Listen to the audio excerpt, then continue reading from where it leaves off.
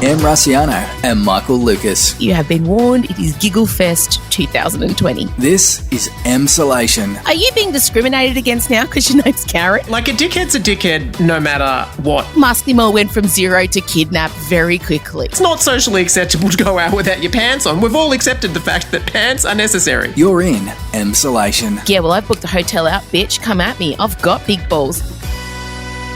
Hello, darlings. Welcome to Emsolation, episode 55. I just had a massive fight with one of my teenage daughters, complaining that the internet doesn't go into her bedroom. Well, let me tell you, Missy, there's a good fucking reason for that. If I allowed the internet into my daughter's bedrooms, we would never see them. We would never see them. And I pulled out the old, I'm paying for your car insurance, I'm paying for your mobile phone bill, I'm not paying for a second internet. Oh, turned into my mother. It gives away that I had a fight with Chella, doesn't it? Yes, I fight with them. I do. I know a lot of you think we've got it together here, but I'll tell you, after week 29 million of lockdown, things are getting touchy between the three of us. And my God, when our cycles line up, look out. How are you? Welcome to EP 55. Did I already say that? I don't know. I'm still thinking about my fight with Chella. And when I fight with her, I feel bad straight away because she's a very good kid. I'm breathing it out. Look, day 3 of new lockdown, new M. It's going well. You know what's really boring? Drinking more water, exercising and eating well and getting enough sleep. It really has made me feel better. Oh my God, I'm so sorry. I feel like I'm letting you all down. I wish I could say to you I'd found some magic shortcut out of not having to go jogging and, not eating bad food and cutting out alcohol during the week and all the fun stuff in life. Oh, I'm so sorry to tell you that exercising and eating better and drinking lots of water and getting enough sleep really is the key. Oh, I know I'm as sad as you are. I'm sorry. Don't worry. I tried many other ways. I was exhaustive in my investigation of if I could find ways to curb my mental health and the way I was feeling. If there was not. So sorry. It's exercise, diet and sleep. Boo. Boo.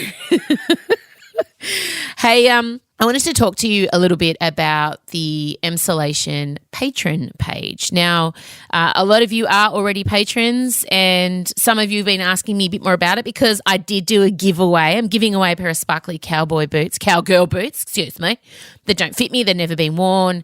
And becoming a patron of this podcast is basically, I'll lay it out for you in honest terms as only I can. It's a paid subscription and it's just a way for you to support Michael and I in putting this together because we don't always have sponsors. This month we don't.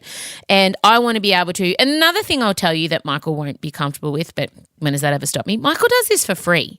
He doesn't get paid to do this podcast.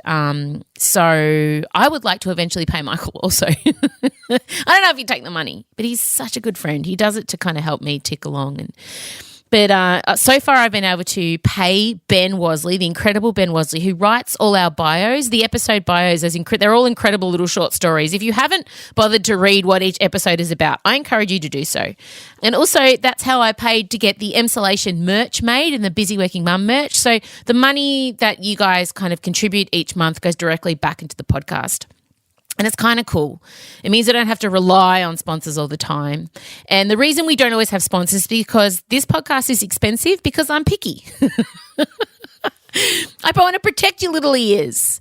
So, yeah, if you want to become a patron, I'd love that. It's just, what do you get? You get access to giveaways. I mean, you get the knowledge of knowing that you're financially, in a small way. I think it works out to about 80 cents a podcast. Supporting a little, independent pod with two of your favourite people. And eventually when we do live tours, you guys will get first grabs at tickets. You get first grabs at merch. Every now and then you get a little video from me. I need to up my game a bit. I know I've just kind of not had a lot to say. But, it's just I love it. I love our little community and it's growing each week, which is fantastic.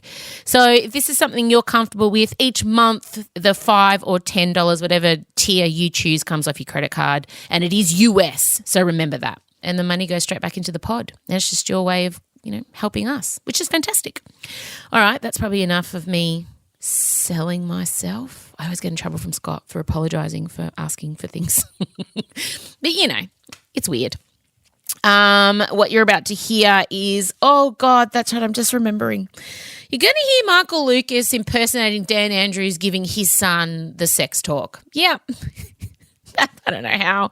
You're going to hear my thoughts on Dr. Nick Coatsworth encouraging us to make our bed and do some housework to help us get through lockdown. You're going to hear why I'm the queen of the Magpies, and you're going to hear us talking about the cancellation. Well, keeping up with the Kardashians, Kim Kardashian has announced that they are no longer making the show, and I think you'll be surprised at my attitude toward the Kardashians. I will precursor everything with I've never watched one single episode of that show, but I do have some thoughts on the Kardashians that I think will surprise a lot of you. All right. Oh, God, I'm already thinking, should I edit out the patron stuff? Did I go too hard? God, it's just so much goes on in my brain. I mean, you guys all know that. But I'm going to leave it in. And if you want to become a patron, go to mrussiano.com/listen. And if you can commit $5 or $10 US a month to me and Michael and everyone else who works on the show, please do. If you can't, don't worry. You'll be able to get this for free. Don't worry, forever. It's fine. I get it. Play the music.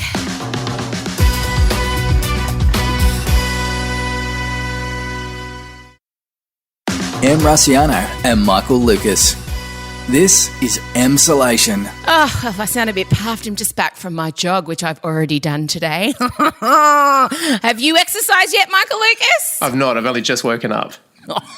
But I think you're trumping up your latest fitness achievements. I'm suspicious if someone comes on and is immediately talking about the thing they've done 20 minutes ago. I'm very, very fit now. I'm pretty healthy, I have to say. I look at people on the street who walk past me only walking going, oh, God, I'm so much better than you. I'm just a better human. It's amazing. So I got up and I went for the run and I've had a shower and I've put on a face and I've gotten dressed and I'm just walking around the house just saying to my kids, come on, get moving. I just already feel like new me has kicked in. New lockdown, new me, I'm already here. Fit M is more than a body shape. It's an entire personality. Yeah. It's a political theory. It's 100%. everything. It's a movement. But have you just stayed completely on your fit level since last we spoke? How dare you? Of course I have. I'm a beacon of strength. And, if I say I'm going to do something, I had some cheese and bacon rolls at 11 p.m. on the first night.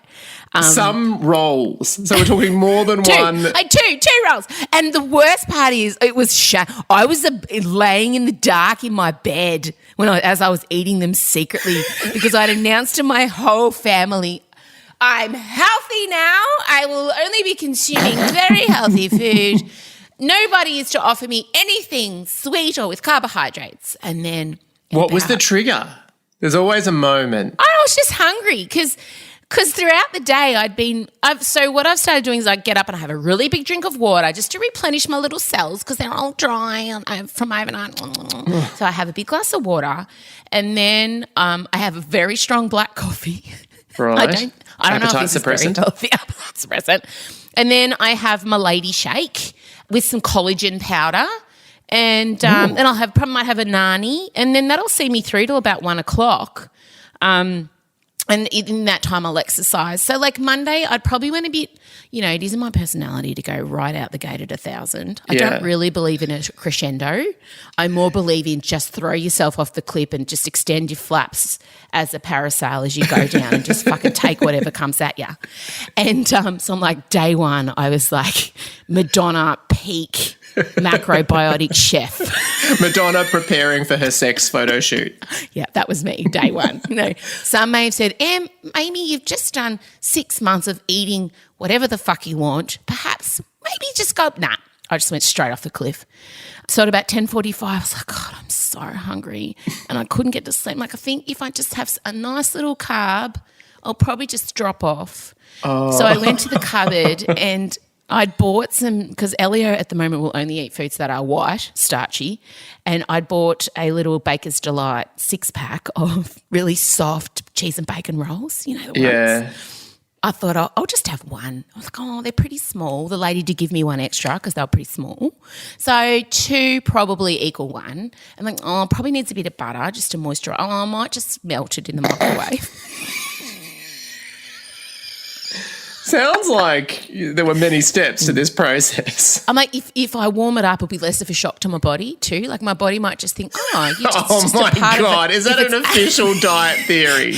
Well, they do say, you should drink water at room temperature because your body, it's not as a shock. So I feel like if the rolls are at body temperature, 37 degrees, maybe it's less of a shock to my ass.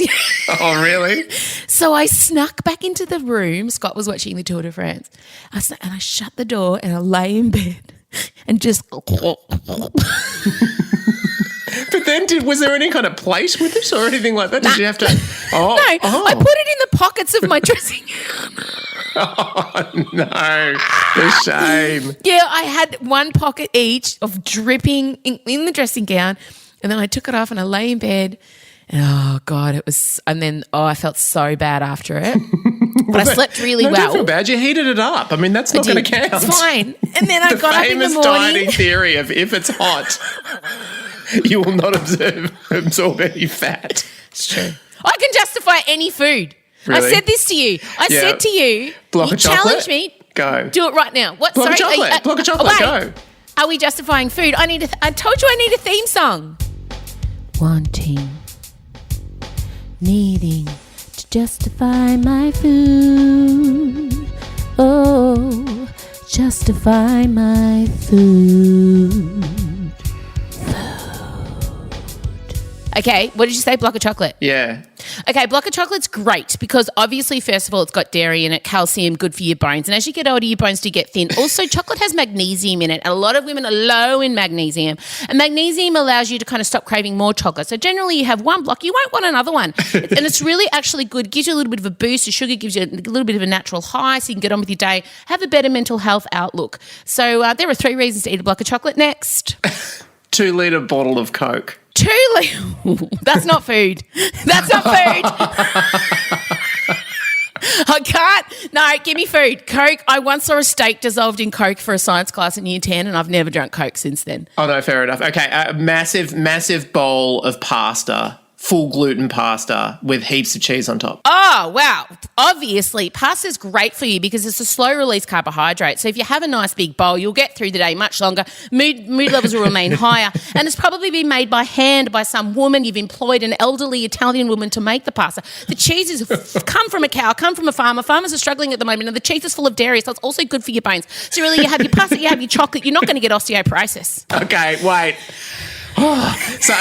Someone's done a roast and there's all this leftover animal fat sitting in a tray, all melted, and you have grabbed some white bread and you've put it in that, soaked up the fat, and you've eaten that. Justify that.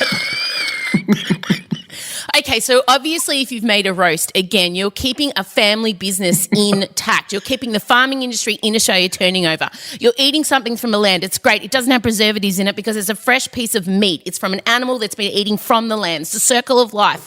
And so the animal fat that comes off it, obviously you are an animal and you're absorbing another animal. And that fat is good for you and your system. It's good fat stores. And then the white bread that you dip in it will soak it up. And obviously that fat is going to be warm at body temperature. So when you eat it, your body will absorb it fine. And the white bread has got flour in it, it's got yeast, it's got wheat, it's been made by someone by hand.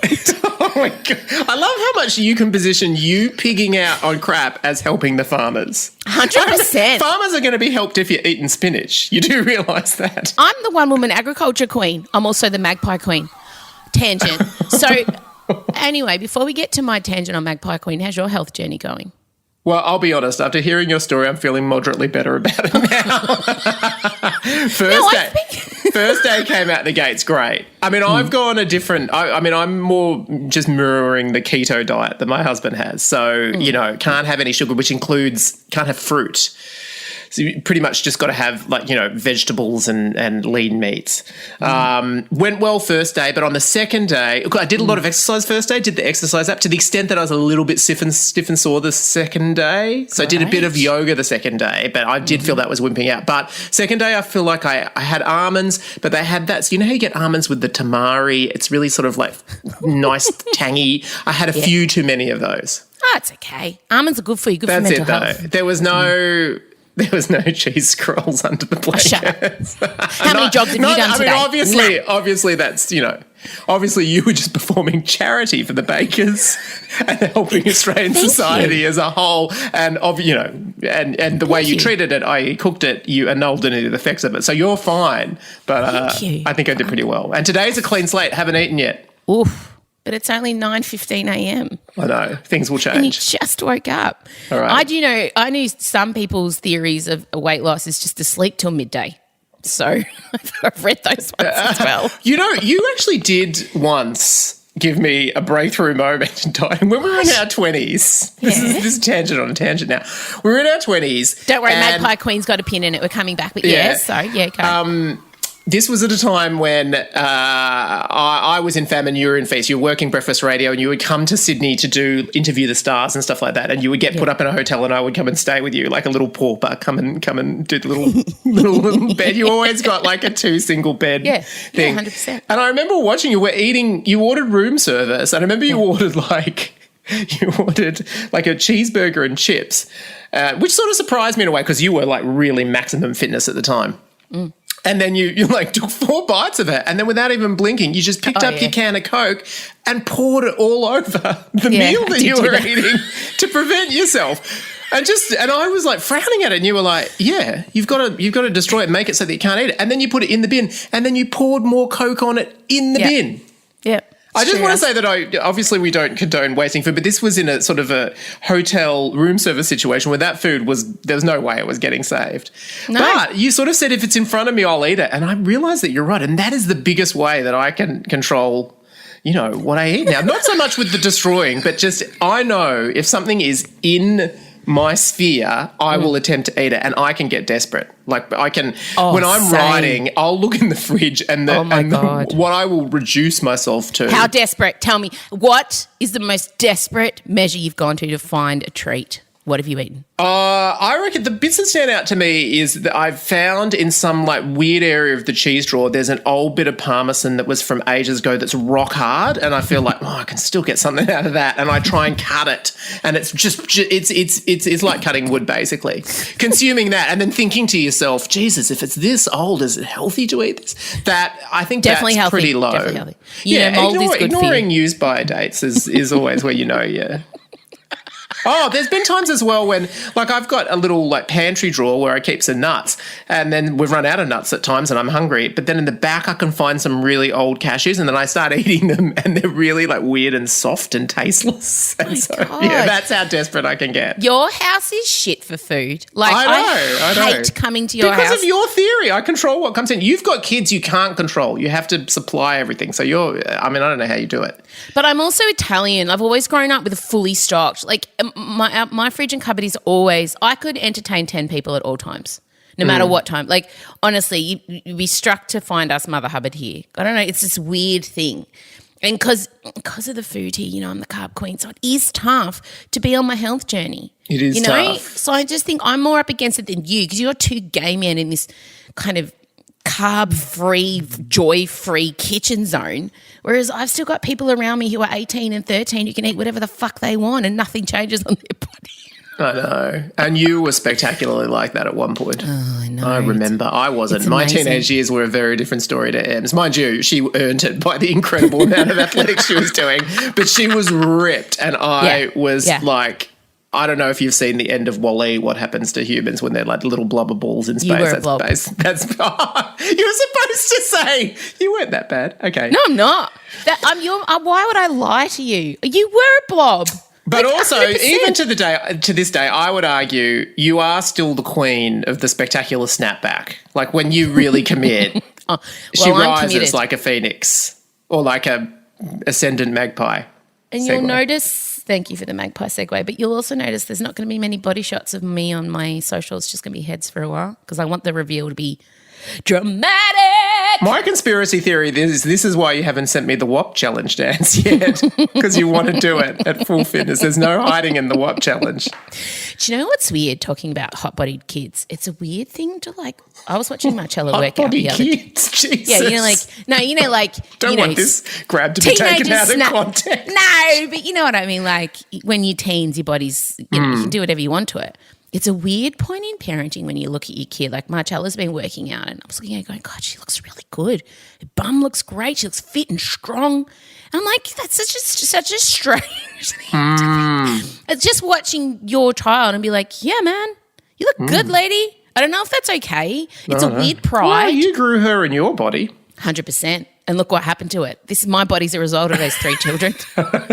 So anyway, I'm out jogging on my fitness journey. And, you know, obviously we talked about the Magpie funeral a couple of weeks ago. And since then, since we respectfully sent off beautiful Maggie, who came to visit me and was very unwell, and I was worried about her all night, and I went out to find her to see if I could get the wildlife rescue people in. But sadly, she's passed away. And then Scott let me have the Magpie funeral, just to catch everyone up if you haven't listened yet.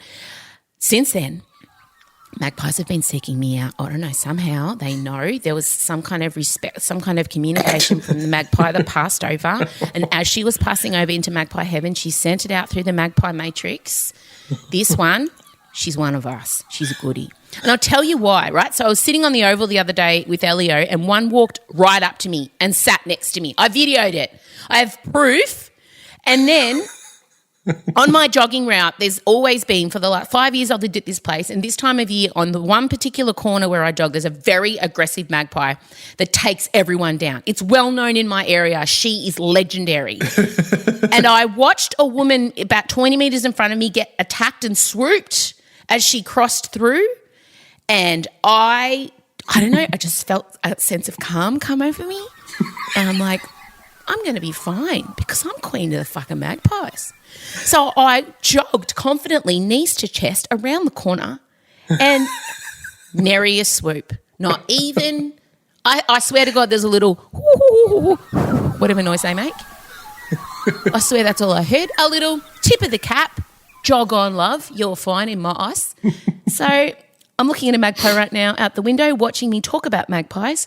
So I don't care. You can laugh at me all you fucking want. Oh, no, I am queen of the magpies. Wow. It was always a bit of a wild card. What would happen to the human mind with this much lockdown and Em's taking it? No, look, I like it. I like it because it makes me, you know what it makes me think of? Maleficent. She always had, I think it was obviously a crow, but you're like an Australian bush. Yeah. Maleficent sort of figure. Didn't end well for Maleficent. I haven't seen the sequel though. Oh, I love the sequel. It got poo-pooed, but I really enjoyed it. I thought it was very, very good. The costuming is insane. Didn't you? Oh no, you wore a cockatoo dress. I thought you had one spectacular dress that was. Yeah, well, I do definitely. I mean, you've picked a bird that you can work with style-wise, which is important. 100%. Or they've picked you. Whatever's happened, the universe has wedged you together. You and this species of bird. And also, you know what else makes sense? Magpies are very misunderstood. They're called assholes. They're called dickheads. You know, people think that they're the harsh bird, the hard bird, but in fact they're not. They're smart birds. Like me, you know? Yeah. They're birds who are misunderstood. Yeah. They cry, cry, cry in their lonely night. Let me tell you a story about a bird called Magpie. Now, speaking of losing your mind in lockdown, Nikki with the good hair, Dr. Nick Coatsworth, the Deputy Chief Medical Officer, he, God, I just want to say about Nikki with the good hair, we have had, I'm not going to expose the content of the messages, but I just want to tip my cap to all the nurses that have contacted us about Nick and working with him. He has quite the reputation. Nicky with the good hair. Good thing you didn't say anything. No, yeah. He has come forward with some interesting suggestions on how we can get through this last little bit, Michael. Yeah, he's taking a holistic approach to our health now, wanting us to help us through this lockdown. Pray tell, what were those? Very important suggestions. The one that's still, I can only remember, do you have what he said? Because I can only remember there was one thing that is just seared on my mind for all times that I can't go past, which is basically you should try making your bed every morning to help you with your mental health. Making your bed. God. Set yourself achievable goals. One of the simplest things you can do in the morning, and this was said to me once at a leadership seminar by someone who's a very good leader, is make your bed. The Deputy Chief Medical Officer, Nikki with the good hair and the Batman jaw, has said that we need to put some structure in our day and set yourself achievable goals. One of the simplest things you can do in the morning is to make your bed. Oh, I don't know. It just burned me so hard.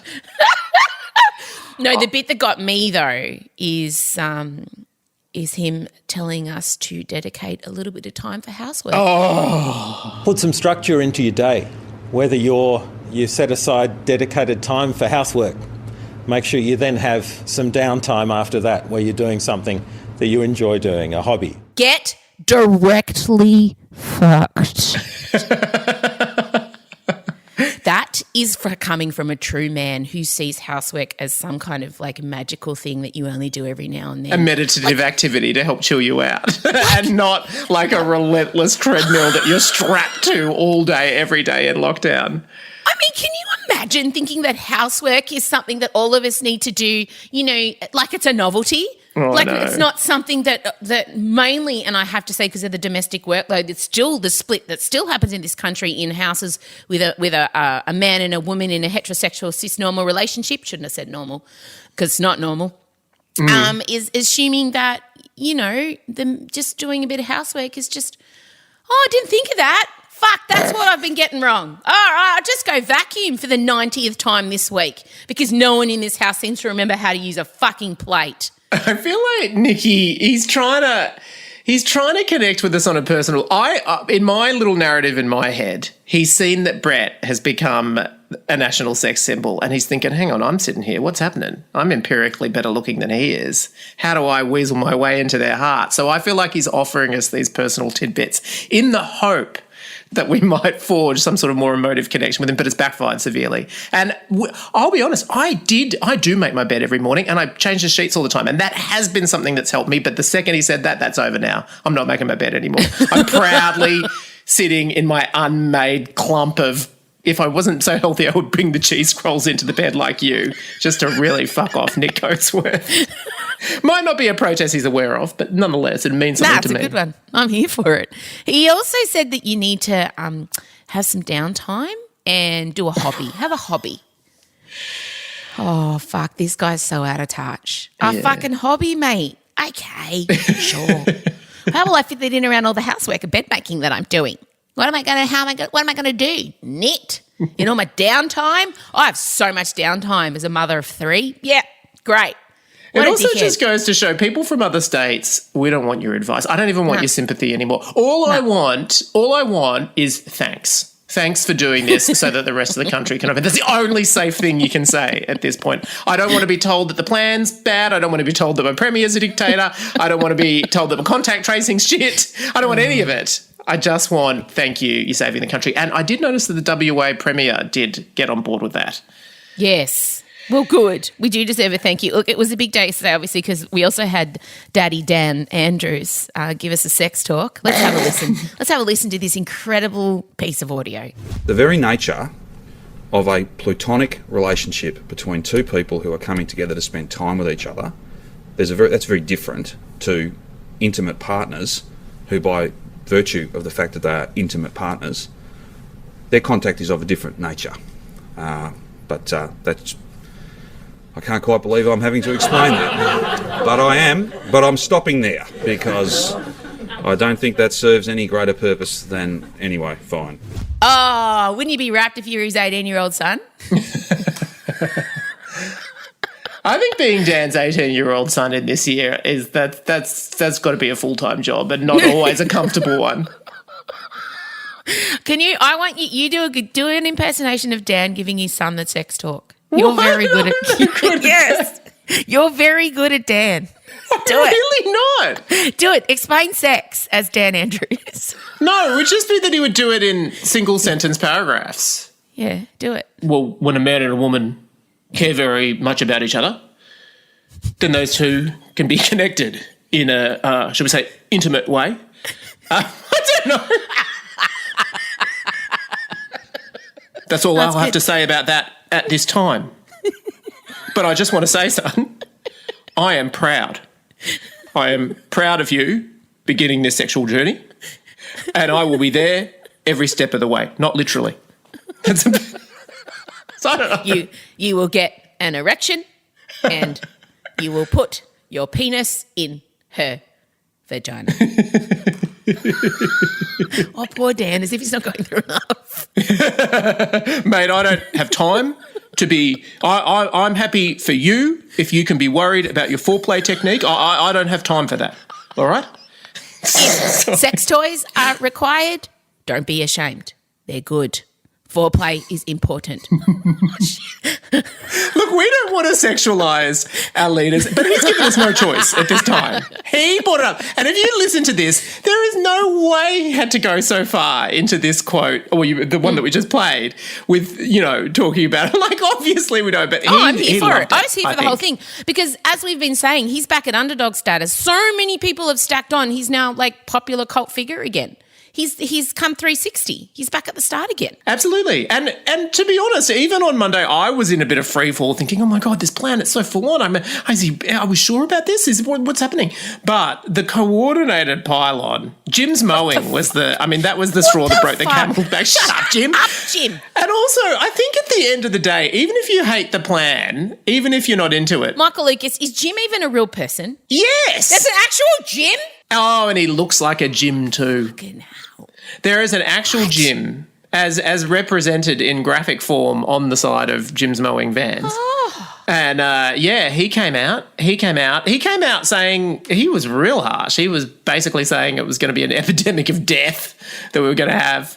The same argument that a lot of people have been making. But him and Greg Hunt and ScoMo obviously, and it just. Again, has made him seem totally like the underdog, but also he's just stood there and copped it unwaveringly. And there is something about seeing someone just take it and still keep going and not back down that sort of, even if you had any reservations, you're like, oh, hats off. To do something unpopular and to sit there and see it out, you've got to have some sort of respect for it. Yeah, I do. He's holding the course. Like, it's incredible. And also, it's really hard to, at the end of the day, although they try and create this conspiracy theory of he just loves the power, it's all about he's getting off on this. Nah. No way. Like, it's hard. Whatever you think of the plan, he's clearly doing it because he thinks it's the best thing to do for everyone's health and for the good of the state. This is clearly why he's doing it, what his motivation is. So he's really, people try and demonize him, and obviously some people accept that interpretation of him. But I don't know. I think it's pretty hard. And every day that he gets hailed down by people just makes me think, well, fuck you. I'm with him. He's going to rise again. Look, before you go, there's been some interesting breaking news in the world of entertainment, and I can't decide if it's good news or bad news. I don't know. Kim Kardashian has released a lengthy statement announcing that after 20 seasons, Keeping Up with the Kardashians is ending. Its last season will air in early 2021.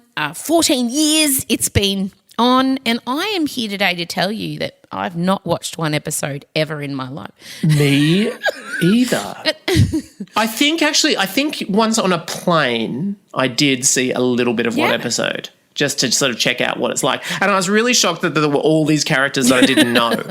Like, I just thought it was the sisters and the mum. There's the hopeless husband, Scott Disick. Oh, there were children. It was sprawling. And, it does lead one to question why, because it is a massive cash cow for E and Ryan Seacrest. And I understand she can't control the narrative around her at the moment because Kanye is clearly unraveling and spiraling out of control. And I think they're very much about controlling what's happening around them and the storylines that go out. And I just feel like he's such a loose cannon that they can't keep it under wraps anymore. I also sadly think that marriage is unraveling. But I have a weird respect for the Kardashians because they are true hustlers. Oh, I can see you. Yeah, there's some Kris Jenner in you, and I'm not just talking about some hairstyling choices. I do look like a young Kris Jenner. That gets sent to me all the time. I mean, I don't condone, auctioning off my child's sex tape, obviously. Do we know that she did that? It's a pretty substantiated rumour. And in terms of my conspiracy theories, it's very close to a true one. Like, I have done it. Yes, I believe she did. And you might sit here talking about how you're watching your daughter work out and how amazing her body is, but there is a very distinct line. and you will not Look at a cross live it. streamer doing a deep squat. No, that's right. Depends how long this pandemic goes and how much people are willing to offer. I have standards. But at the moment, No, I just mean like they're all sassy businesswomen. You can shit on them all they want or you want. You can judge them. But at the end of the day, they have created a billion-dollar empire, and one would argue off not much tangible skill, like none of them sing or dance or act. They've just done it purely off of building a brand. They're kind of like Facebook and eBay, and they're this massive brand, but they don't actually, have substance. So, No. When I did watch it, I must admit, my one episode, I was surprised how much like the core engine of the episode was, this family sort of love each other and get involved with each other. And it was, I mean, obviously it's about a family. I should have seen that one coming. But I was shocked at how family oriented they seem. Because you just think sex tapes and surgery if you don't know. And I must admit, I am troubled in some ways by, I'm just going to say in that family, there's some pretty different standards of styling and appearance that women are expected to uphold than men. Absolutely. And, it's pretty clear those girls, as soon as they were of age to get cosmetic surgery, they were all getting it. And I'm not sure how I feel about that. But, Well, apparently Khloe Kardashian is pregnant also, so that's interesting. I don't even know which one she is. Well, which one's she? She's the one that I suspect is O.J. Simpson's daughter. We've talked about this conspiracy theory. I know, I do suspect that she's O.J. Simpson's daughter. Now, she had a child with Tristan Thompson, the NBA. She's already got one. I know a lot considering I don't watch the show. And then he very openly cheated on her with her friend and a few other people, and they've been completely estranged, and apparently they're back together, and apparently she's pregnant with a second child. So that is interesting. Good for her. Happy for her if that's what she wants. But again, I don't want to delve into there's a lot of messaging that goes out that they put out that I don't agree with. There's a lot of things, you're right, the beauty standards, and also there's this whole wave of girls now that look like Kardashians with the eyebrows and the surgery and all that. Yes. But what I do respect is that it's the matriarchal nature of the family. They're all really strong women. They're all business owners. They all love each other. They're all very loyal. All of that I respect, and it appeals to me. So I'm not going to shit on them, and I'm not going to do what everyone else does because, who's having the last laugh with their $1 billion in the banks? Clearly they've figured it out. Totally. So, yeah, good luck to them. I feel like part of me is frightened they're going to announce their own TV network.